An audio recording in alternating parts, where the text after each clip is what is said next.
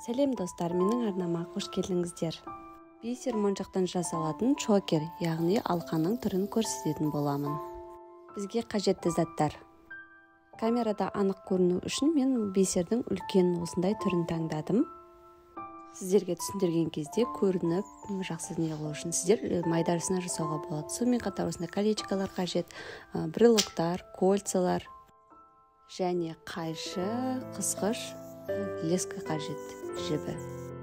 Шамамен мойнымыздың ұзындығына байланысты 1 метрден аса жіп аламыз. Мен өте көп алып жүрпін, кейін көп артық қалып қойды.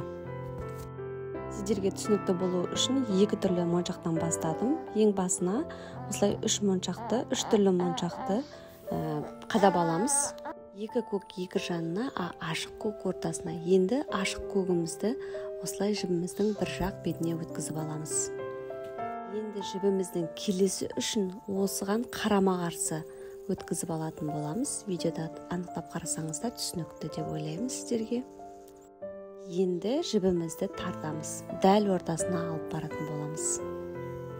Жібімізді тартқан кезде осылай болып шығады. Енді ары қарай өрімізді дәл осылай жалғастырамыз. 2 жанына 2 көк, ортасына ашық көкті. Ашық көгіміздің жіпті 2 жағынан қарама-қарсы өткізу арқылы жібімізді тартып отырамыз.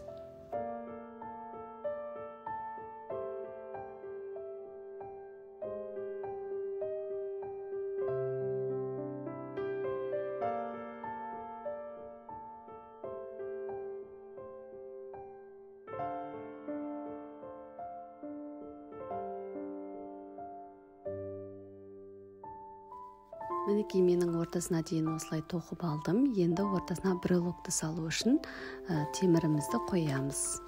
Жібіміздің бір жақ шетіне осы темірді қадаймыз, ал екінші жақ бетіне көк моншағымыздан екеуін қадайтын боламыз. Және ары қарай бастапқы өрімімізді ары қарай қайталап 2 басы теңескенше моншағымызды аяқтайтын боламыз.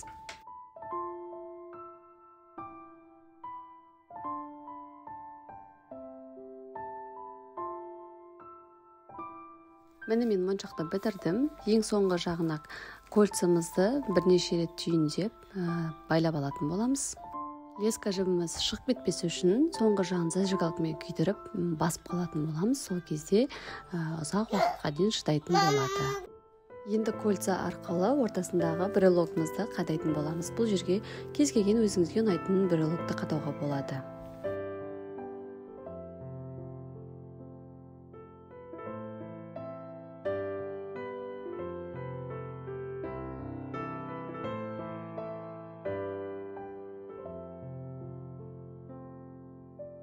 Енді моншағымыздың екінші шетіне кольца арқылы тағатын, яғни моншақты қадайтынды тағатын боламыз.